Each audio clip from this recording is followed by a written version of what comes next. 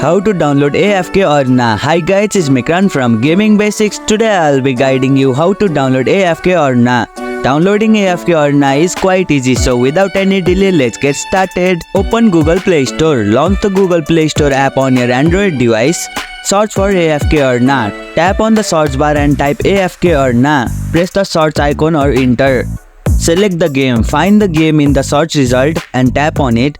Install the game. Tap on the install button to start downloading the game. It will automatically install once the download is complete. AFK or nah is a popular idle RPG game where players collect heroes, form teams and battle enemies. The game features strategic gameplay, beautiful art and the ability to process even when you are offline. Open the game. After the installation, tap on the open button to launch the game.